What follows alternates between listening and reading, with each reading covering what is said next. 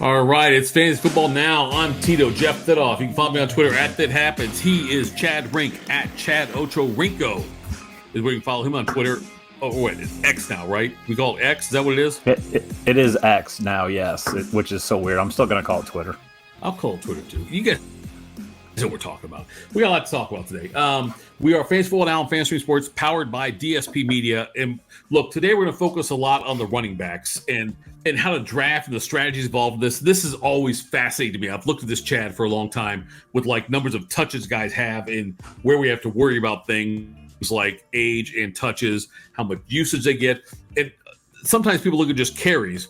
You've got to look at carries and receptions in the postseason. You can't just look at regular season. I tell people that all the time. Before we get into it, though, can we agree the Colts are screwing Jonathan Taylor? Yeah, I don't understand what they're doing. Like, if you're not going to re-sign him after this year or whatever, fine. But let's not make it public. Let the season go. Right. Irsay is a weird dude. Anyway, his dad was weird. So, like, I understand why he's mad. But yeah, it's so weird. Why even bring it out? But I think he just is one of those guys where he can't get out of his own way sometimes. No, he can't. Irsay, his dad was a weird guy too. The whole Elway thing. If you ever watched the 30 for 30 on the draft from Elway to Marino is what it was. Yeah. Watch that. You can see how weird his dad was. His dad moves a team overnight, Baltimore to Indy, and just like all the screwy things he did. It was bizarre. And it sounds like, yeah, his son's the same way. But so the crux of it is that Jonathan Taylor now wants a trade, and the Colts are saying, no, we're not going to trade you. Stop complaining. The CBA, and I understand that part of it too. Like, it's what they negotiated. We've got a lot of guys now on the cusp, though, of like the running backs are getting paid less on the franchise tag than so many other positions. It's ridiculous. But it's just the way the NFL has evolved now where, and again, Mike Shanahan, we talked about this before, Mike Shanahan is he was so successful in Denver with a number of running backs. Terrell Davis, who was a 7th-round pick or 6th-round pick, whatever. And then, Mike Anderson, Olandis Gary, and other people believe like, hey, we can just put running backs in and they'll be fine.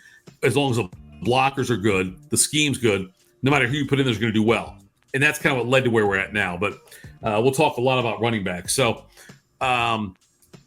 let's assume, for what we're going to talk about today, Chad, that PPR leagues. Let's call them PPR. That's what everyone does now for the most part. There's not many non-PPR. There might be some half point, but normally it's full PPR. And so we get into the draft. In a redraft, we're talking about now, like a new league or whatever. It's a redraft league. It seems like Justin Jefferson in a standard league like that, standard PPR league where quarterback passing touchdowns are 4, seems like Jefferson's the number one guy still, right?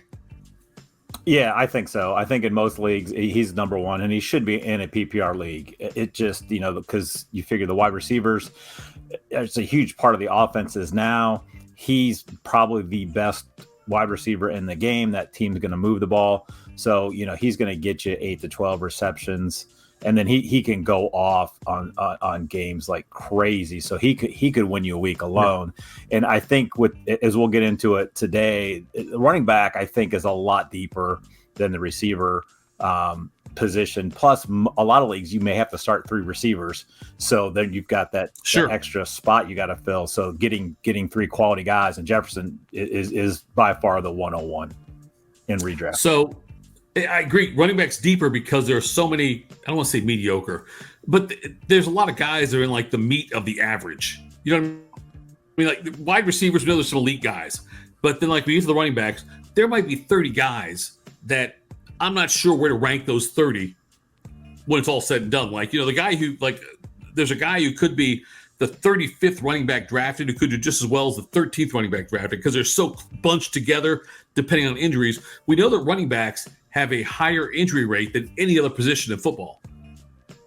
They do. It's like they miss more games every year than any other position. So that's part of the art and the luck, the strategy and the lottery ticket of all of this, right?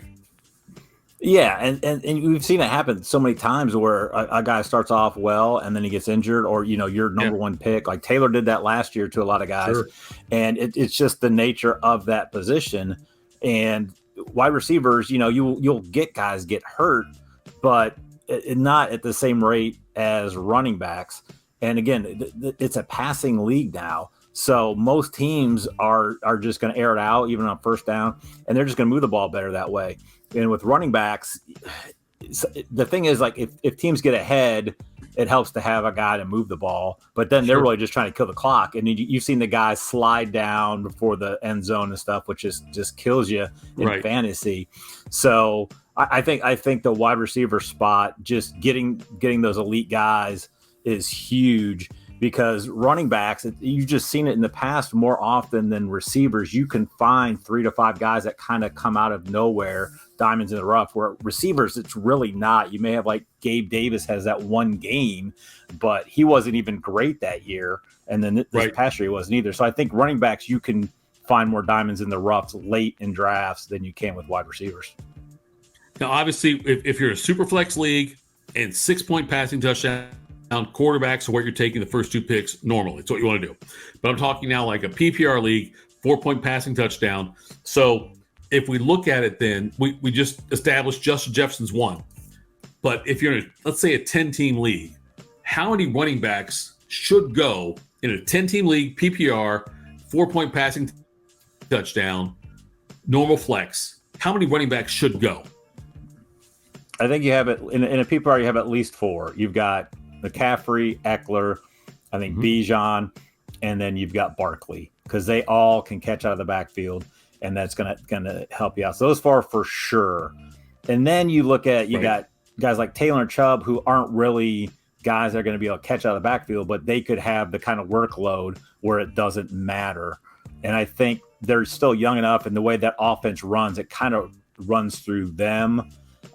It could be a little bit different with Indy, and I think the Browns are wanting to throw more. But I think those 6 are the main 6 that I have usually seen in some capacity, either 5 or 6, 4. Those are the guys. So I think the 4 we talked about, and then Taylor and Chubb can maybe be late in a 12 team more than a 10 team, I think. But at least 4 running backs should go in the first round, probably 5. I always look at the touches because, and I look, like I say, rushing attempts, receptions, and then playoffs also. And last year, the person who had the highest amount of touches, including postseason, Jacobs had 393, and Henry was 382, Barkley 352, Chubb 329, CMC 329. And whenever I see numbers above 350, it concerns me for the next year. And that's where you're looking at Barkley, Henry, and Jacobs. Now, Henry's going to be 29. Henry's 29 this year, which is a tough number for a running back. Jacobs and Barkley, those numbers being that high, I know Barkley's coming back. Jacobs still holding out, kind of thing, waiting to try to figure out what happens with him and the Raiders. But like all those guys, Jacobs, Henry, Barkley, that concerns me, the number of touches they've had in the last year. Yeah, and there's, you can go online and find number of reports on that, like how guys that hit that number at 350, that next year, I think everybody but like one guy, I can't remember who it was it might have been like Larry Johnson back in the day or something, where they just always have fallen off significantantly. Henry is a big concern just because his age, the amount of carries he's had in his career. He's built a little bit different, I think, but that's a concern why I think he's fallen into the mid-second round. Jacobs, I'm not as concerned with Jacobs, because if you think back when he was at Alabama, he did not have a ton of carries, and he wasn't used the way he was in Alabama, like a guy like Zeke or a guy like Barkley was. So there wasn't as much usage of him in college, but it's still concerning to having that much on your body.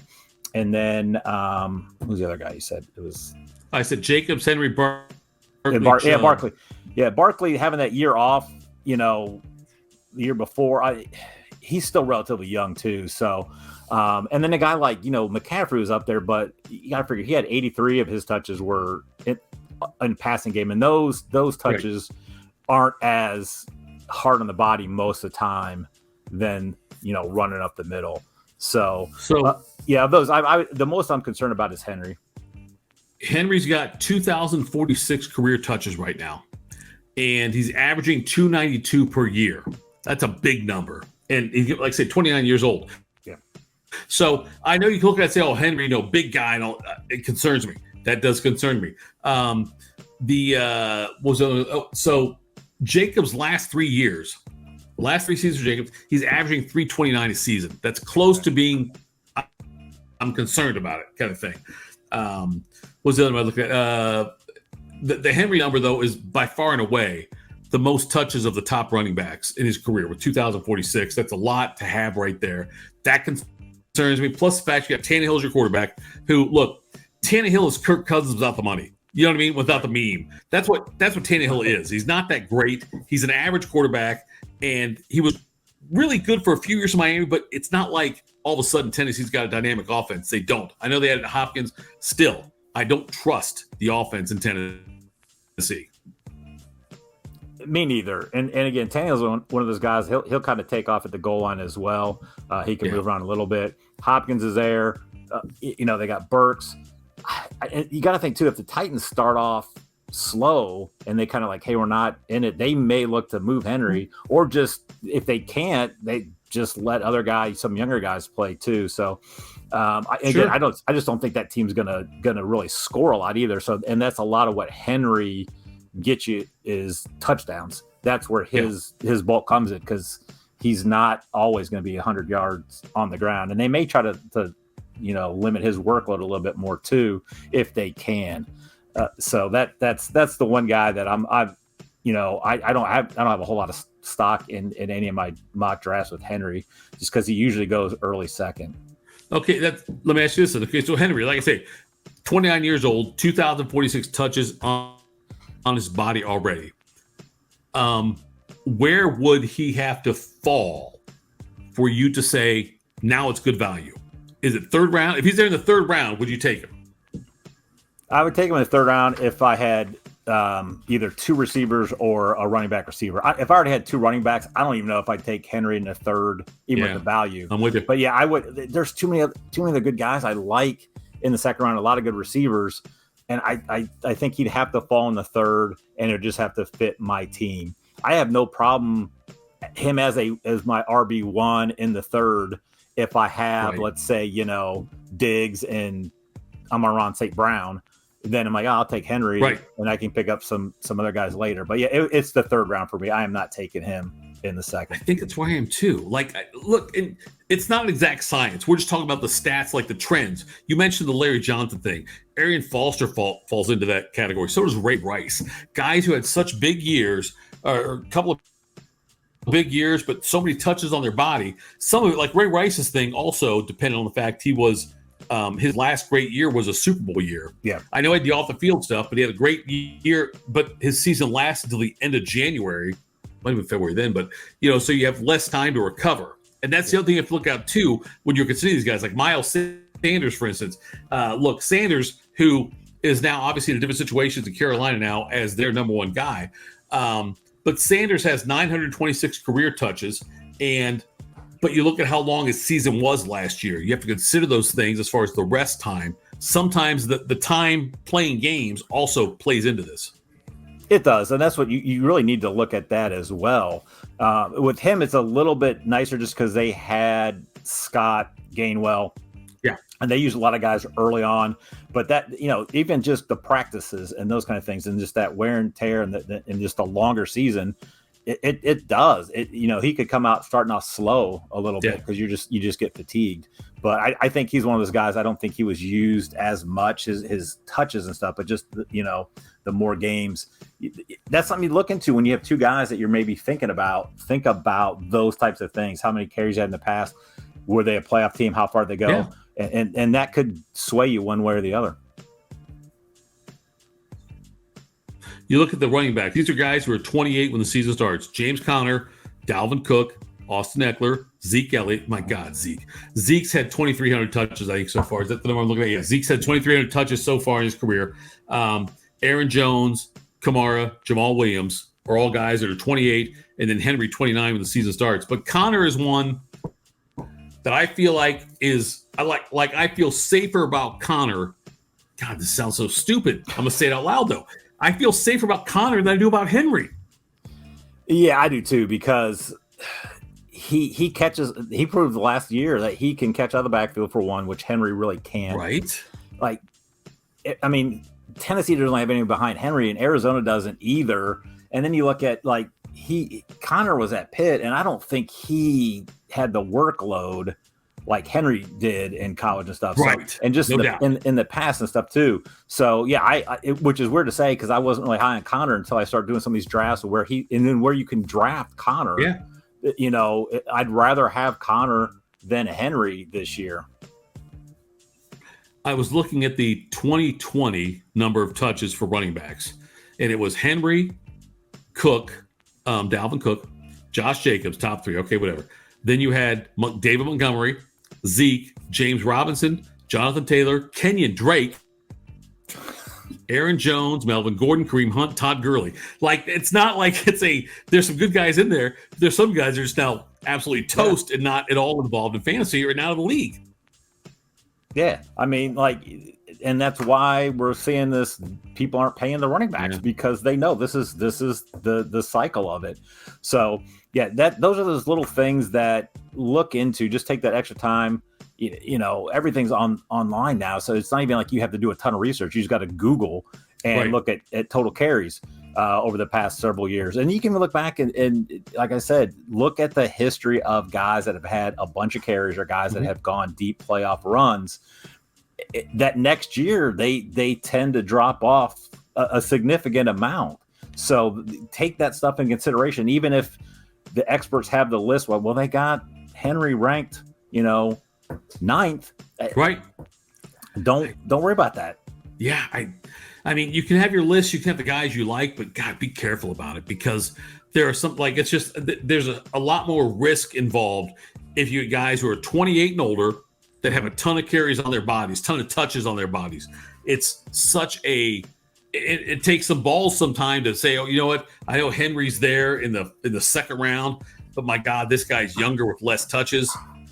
It seems to make sense to be very cautious about it, drafting older running backs. Age 28 is when these guys start to fall off, which is why they're not getting second contracts, which is why Taylor's pissed off, why Jacobs is holding out, why Cook's a free agent. All those things is because of the trends will tell you that guys that old, you're buying a lottery ticket. Yeah.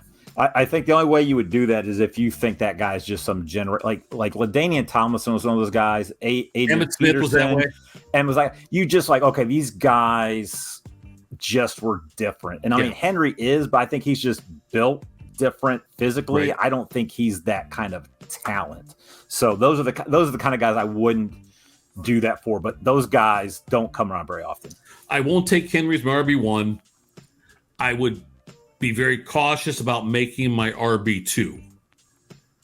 Right. And if it's the third round, I still need a second running back. I might grab him there. But yeah, you got to exercise a lot of caution on that. So looking at like middle round guys you take, that you might like that in the middle rounds, if you're looking for your RB2 or your flex guy, are there a couple guys you have your eye on this year?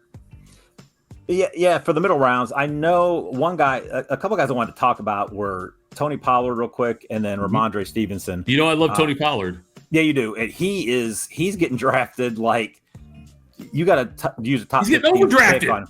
He is. That's the one thing about it is I can't take him where he's getting drafted. Like if it's later second, then I'm fine. Right. But I've seen him 10 to 15.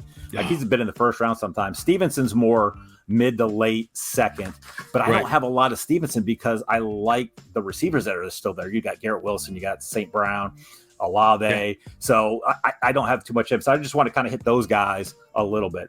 And then you start getting into the next group is usually Najee Harris, Jahmyr Gibbs, Mixon, Etienne, and Breece Hall. There's that next group. I usually don't get any of those guys because I kind of like the guys that are later than them. The one thing with those guys, all except for Mixon, is they're all relatively young. So in that group, I like Gibbs just because that offense And I know Montgomery's there, but I think Gibbs got some stuff. I still like Etienne. I think people are sour on him, but he was a stud in college, and Yeah. you know he. I know they drafted Bigsby, but like I think Etienne's the guy. So there's that group, and then you really want to talk middle round. Those guys are usually second, early third. And if you're talking fourth round to about seventh, this is a group I really, really like. We talked about Aaron Jones, who's a little bit older. We talked about Sanders. We also talked about Connor. And then you're looking at, he kind of got injured, but is Kenneth Walker. Yeah. And I know Charbonneau's injury is a little bit worse. It's a shoulder injury. Right. You've got J.K. Dobbins coming off the injury. Cam Akers coming off the injury. Then you got the $10 founding father, Alexander Madison, Pacheco. And then my favorite of all these guys, because you can get him late, like usually fifth, sixth round, is Rashad White. If they don't bring anybody else into Tampa Bay, I really like him. So all those guys are part of the reason why I don't get Henry, and why sometimes it's good to go wide receiver early, because all those guys could be their team's RB1, and they're all quality running back twos, and some like Kenneth Walker could be an RB1 with that offense. So those are all those guys, but I like White the best. The Vikings offense coordinators came out and said Madison is better than you think. So he's another guy that I kind of like, just because the offense is gonna move the ball. Right. And then Aaron Jones is one of those weird ones too, where it's like Dillon's still there. AJ Dillon. Yep. And you just don't know. I mean, he's Jones more in the passing game, and with Love there now, I don't know how it's going to be, but like there's a ton of those running backs right there from rounds 2 through probably 6 when you get to Pacheco. Yeah. Where there's just a ton, and I kind of like all of them to some degree. So when I look at the running backs there, it's Najee Harris scares me a little bit, just because he's got 708 touches his first 2 years. Mm-hmm. So you're talking about 354 per year. That's a lot. That's a big number there for him. Yeah. And so although he's better than the last year, he started off slowly. Offensive line, he's going to be offensive line dependent this year, is what I feel like. So if the O-line is great, they made changes there, obviously made a draft pick with Broderick, and it's going to be, if it all like a cyclical, if the offensive line's good, that means Harris is better. That means Pickett's better. He has more time to throw, which might also hurt Harris's number a little bit. Unless they're ahead a lot, then it could also help him there. So there's kind of a weird thing in that one. But I absolutely believe that you've got to look at the touches and the age on these guys. And I like Harris scares me. Obviously, Cook scares me. Alvin Kamara's got 1,691 touches on his body. That scares me a little bit as well. And plus, he'll probably miss some time this year too. So you would think he's meeting with Goodell to talk about, to kind of defend his stance on what happened. It's in Vegas. We'll see what happens with that. But yeah, it's like I look at that. I may look at it too closely, but I'm thinking like receivers. They get like a third or maybe a half of the number of touches these running backs get, because if you catch 120 passes, I mean, that's 120 touches and maybe like 10 carries, whatever, say 130. That's a lot less than some of these guys are getting. Yeah, and that's why, like, I think we've seen like receivers go off the board a lot earlier, and then you got running backs going later, and teams going to 0 running backs because they realize some of these guys that are going late are younger guys, less carries on their body, and just maybe have a better opportunity either with its team or just who's in the backfield with them. So I always try to go younger guys if I can. Like you said, if they're under 20, I usually even like 26 and younger is kind of who I look at. And especially in a PPR, if they can catch out of the backfield, which is guys like, Rashad White had 50 targets last year and Leonard Fournette had 73 in offense. I know Brady's gone, but I still think that they're still going to kind of run that same type of deal. And then you got to look at guys, and that's why guys like, I don't mind McCaffrey, Eckler, even Bijan and Barkley in that first round, because those guys are going to catch. You got guys like Barkley, Eckler. Well, all 4 of those guys, you can, like, I heard someone say today, I was listening to a podcast, was like, it's one thing if a guy can catch running back can catch out of the backfield. Right. but it's a lot better if they can deploy them in the receiving game, which I think all four of those guys, they can run them in the slot, and then you got a linebacker trying to cover them. And I don't know if you saw the Bijan highlight in training camp. Great catch. Yeah, it was a great catch. He just destroyed that linebacker. So those are the kind of guys where I'm like, yeah, I don't mind those guys that early. But if you're not a receiving running back, I have a hard time taking in the second round. And then it's just the age, like you talked about. So that middle round, though, those middle guys, those targets, I think that's where teams are going to win if you can pick the right guys coming out of that 4th, 5th, 6th round as your running backs. If you're not going running back heavy, that's where you're going to win if you're picking the right guy there. It's so funny, Chad. Look, 2019. Here's the leaders. I'll go top 14 here, and the numbers were interesting. 2019 top touches. CMC, we got McCaffrey. Okay, fine. Zeke, got it. Fournette, okay. Chubb, got it. Henry, great. Chris Carson after that. Okay. Yeah. And then you had Mixon. Then you had Le'Veon, who's out of the league too. Dalvin Cook, Montgomery, Jacobs. There we go. Marlon Mack, Sonny Michel, Carlos Hyde. That's your top 14. Like those guys are all in the top 14 in touches among running backs. And, a third of those guys are out of the league already.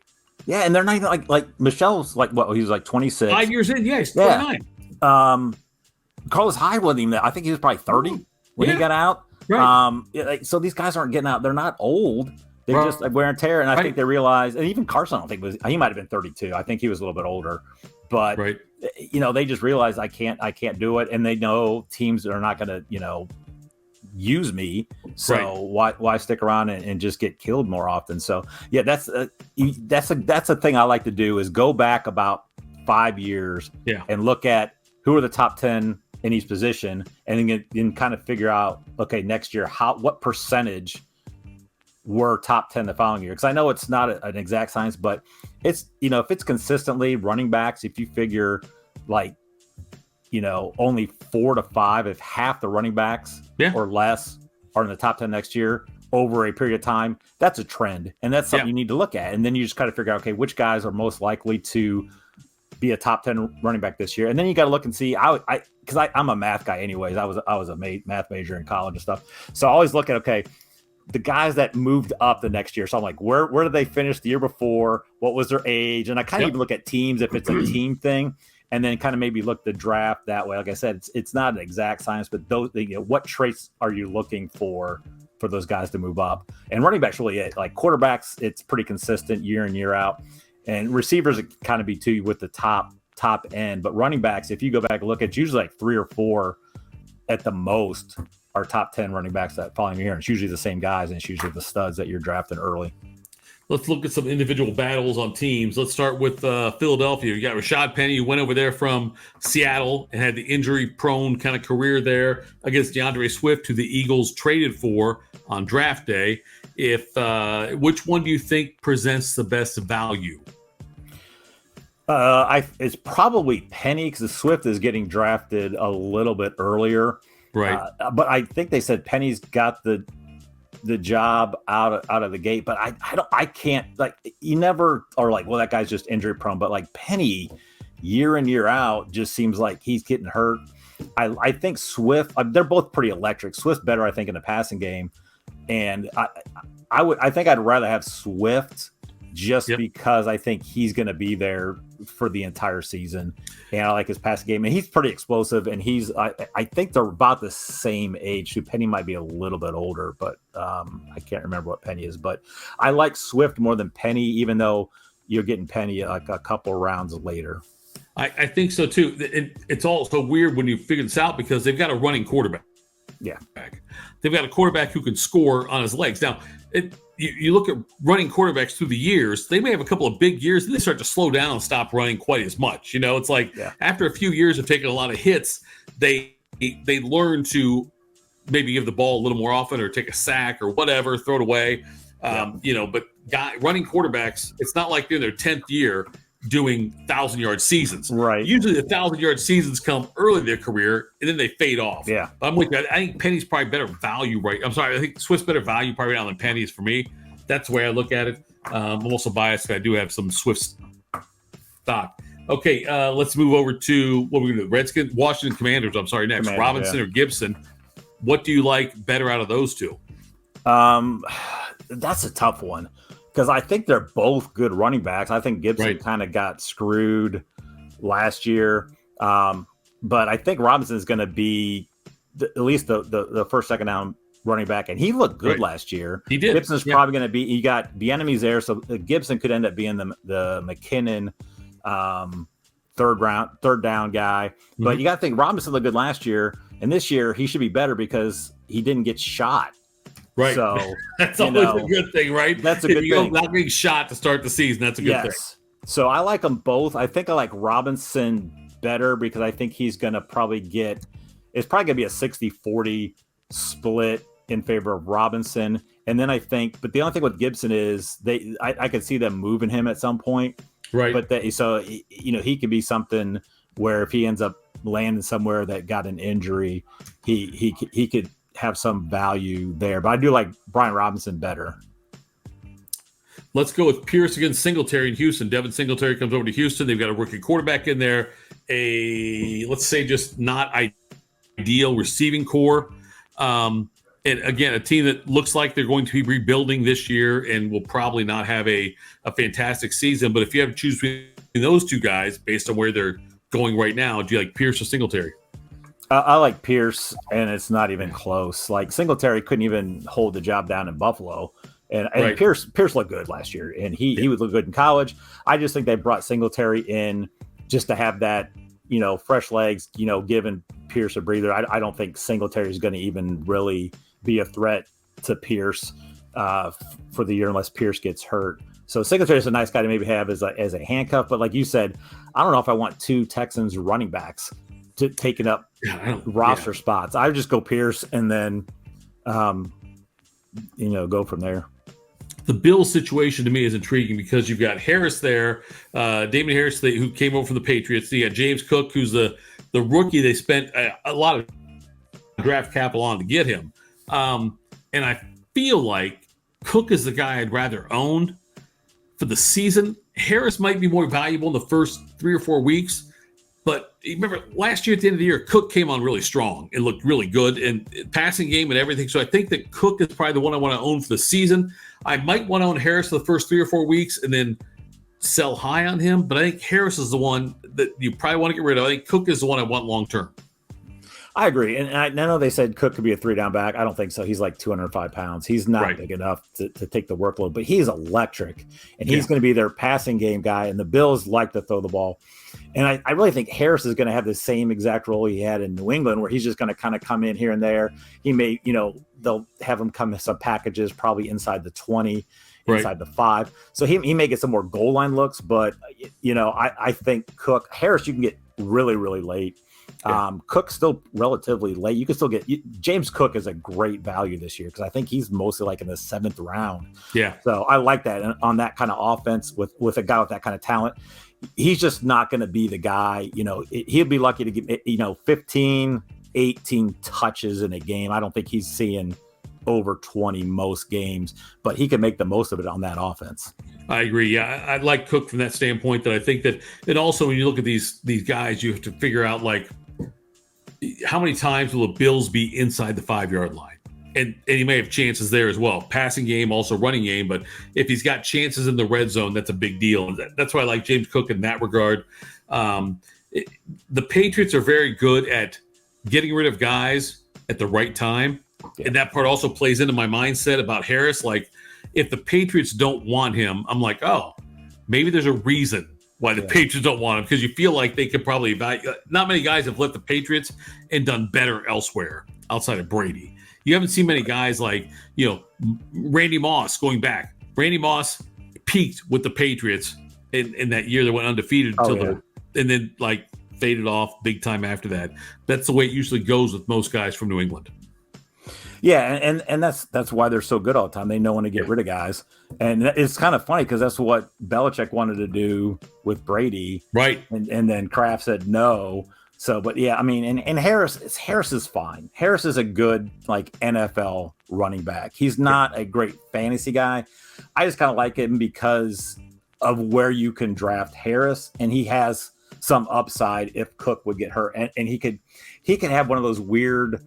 Like Jamal Williams had last year, like LeGarrette Blount had, where he could just end up with like 18 touchdowns with that offense and not really have a great 37 carries or whatever. Yeah, exactly. Right. Yeah. So I'm trying to look. I was just trying to look up and see like if I could see what James Cook's red zone touches were last year, and there weren't a ton. I think he got more near the end of the year. I feel like he did. Probably. Yeah, I'm looking like it's.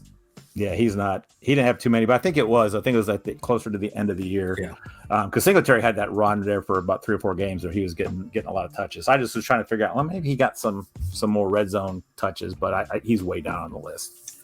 So among the rookies, I mean, we know Bijan Robinson's the guy. Gibbs in Detroit, obviously very high as well. After those two, is there a rookie you like more than others? In redraft, redraft is weird. After Gibbs and Bijan, it's basically A-Chain just because there's no one else in Miami, and he's not going to get the touches either because he's so small, but he's electric. Yeah. And so he's really the only guy in redraft that I even think about. Spears could be interesting because we talked about Henry. If he gets hurt, right, Tyjae Spears is going to be in that offense where he's going to just be the guy. So I think those two guys like Kendre Miller, Tank Bigsby, Roschon Johnson are guys that I think it's injury dependent. And I think maybe like late in the year could be something. Now, and then Charbonnet is one too, but he got hurt. I like all those guys in any kind of like dynasty too, because I think they all have value. They're all, I think, talented, and I think they have some upside long term. But really in redraft, outside of the top two, it's A-Chain, and that's really it for me. And then Chase Brown's who I'm looking at too in Cincinnati, because he had a great finish to his career at Illinois, and there was talk, Mixon ended up taking less money, restructured the contract to stay there. I grabbed Chase Brown in a few leagues as like a reach guy. Not sure about the Mixon situation at the time, but even so, Mixon with all the carries he's got in his body, and he faded a lot last year. End of the year, Samaje Perine was the better running back to have at the end of the year last year in Cincinnati. He's gone to Denver, obviously. But that's one of the reasons why I like Chase Brown, is just wondering if Mixon will fall off at all this year. And is he injury prone? And would then Chase Brown, who was great in Illinois, have an opportunity to maybe make some noise end of the season? Yeah, I like him too. He's just on my late round flyers list. Yeah, so late round flyers. Let's talk about late round flyers. But I'm with you on Brown. Like, I think he could be Mixon and just cheaper and younger. So I do like him as a late one. You may not even have to draft him if your league's only a 10-team league. Right. So it could be something, do through your draft. If you ended up drafting 2 defenses, drop one for Chase Brown. But you want to get on Brown earlier than later, because it's one of those things where if Mixon gets hurt, like Chase Brown's going to be the number one waiver wire, and people are going to be throwing all sorts of fab at him as well. So I would still try to stash him if you can, right? And even if it's like the last pick of the draft, one of the last 2. That's what should be later rounds of the draft. Sometimes you're looking at, do I handcuff my number one running back, or do I take a flyer on somebody who's a number 2 that could get the love? And that's where you got to look at and decide what the risk is on these things. Do you want to take, let's say you drafted, I'm trying to think now. Let's say you drafted, Derrick Henry early. Do you want to get his handcuff, or would you rather take someone like Chase Brown? Do you have a strategy of that? Yeah, I used to, like early on, used to be handcuff guy. Yeah. And then it just was one of those things where it's kind of like where you've got like homeowners insurance where you have it and you hate paying for it, but when you need it, it's great. But most of the time you don't. And most of the times I had these handcuff guys where it's like, well, like a guy that I didn't handcuff gets hurt, and now like I still can't use that guy. So I'm more of not handcuffing guys a lot. Right. Unless it's something like, like the Dalvin Cook, Madison, where Madison showed, okay, he can come in and do the job, where most of these other guys, like if you have Henry, Spears comes in, he's probably not going to be, he won't be Henry is. Right. And so like people have that weird thing of like, well, I got the handcuff. Like, what, that doesn't mean he's going to, like, if it's the Chiefs, then maybe, because they can kind of throw guys in there. So it all depends. I usually don't try to handcuff guys. I usually just try to get, like you said, guys like Chase Brown, or guys that I see, they could get an opportunity later in the year. And those are guys you want to take a flyer on late. So Chase Brown was one. I know Jaylen Warren is kind of like a handcuff. Well, a lot of these late round flyers are going to be handcuffs, but Jaylen Warren's one too because Najee Harris, Warren looked decent last year. Right. Like Tyler Allgeier's one too. I think Tyler Allgeier's a guy. If you take Bijan, he's probably a handcuff I would want because he looked good last year. He did. If Bijan goes down, he's going to be the guy, and they run the ball a ton. And then like Elijah Mitchell could be kind of sneaky because he had that stretch a couple years ago. He got hurt, but the way the Niners use their running backs, if something happens to McCaffrey, Mitchell's not a bad one to get. And then I look at just Fournette and Hunt. I think those guys, even if they're not signed by the time you draft, are good late round flyers because they're still like Hunt's a little bit older. Fournette's still young. They've been productive. Like they've been very productive in offenses. And so even if they're not on a team when you draft, right, they're going to get picked up. And even it might even be better to get them and not on a team. And then someone goes down and then now Leonard Fournette's, a chief or something. So those are the guys that I look at late. Yeah. Give me Fournette or Hunt over my number 2 tight end. Yeah. God forbid a second defense, whatever. I'm saying like those guys, I would rather take flyers on Fournette and Kareem Hunt than make sure I get a defense who's on my team's bye week. Yeah. No, give me the lottery tickets with those because those guys, their ceiling is so much higher than that 1 week of defense you might use. Well, and that's a good point. When once you've got your starter set, mm-hmm. I've really done this a lot where I am not, even if I take it, and I'm usually taking a tight end late. So if I get like Evan Ingram or if I take Dolchik, I'm not going to try to take it. Why am I going to take a second tight end, even though I don't know what Dolchik's going to be? Because who's to say like my second tight end is going to do anything? So he's like the biggest crapshoot ever. You just pick up a guy. Same thing with defense. You just never have 2 defenses. So I just try to load up all my bench spots with usually receivers and running backs that have like high upside, and maybe a quarterback just for a bye week. If I got a guy that I'm pretty confident in, if I got one of those top 3, 4, 5, sure. Even Herbert, like you get Herbert at the 7th quarterback off the board, I'm pretty confident Herbert's going to play. So I maybe just stream a guy that week rather than having a roster spot sitting. Yeah. I just take the running backs, receivers, and then what you do is after about 2 or 3 weeks, you kind of have a good feeling. Okay, this guy's really not gonna, like guy like was Davis Price for the Niners was a big guy, and then you had him, and you're like, okay, he's not going to be anything. I can drop him for somebody else. Right. So I would do that, like maybe a backup quarterback if you want, if you're in a 1 quarterback league. But I would just all your bench guys, running backs and receivers. I'm with you on that. Yeah. All right. So next time, let's dive into quarterbacks next time. We'll use quarterback rankings. We'll do that. Follow him on Twitter. He is at Chad Ochoa. I'm sorry. Follow him on X. He is at Chad Ochoa. Yes, the X. I am Matt That Happens. This is the Fantasy Football Now powered by DSP Media on Fanstream Sports. Chad, thanks so much, brother. Let's do it again real soon here. Okay. Sounds good. Have a good one.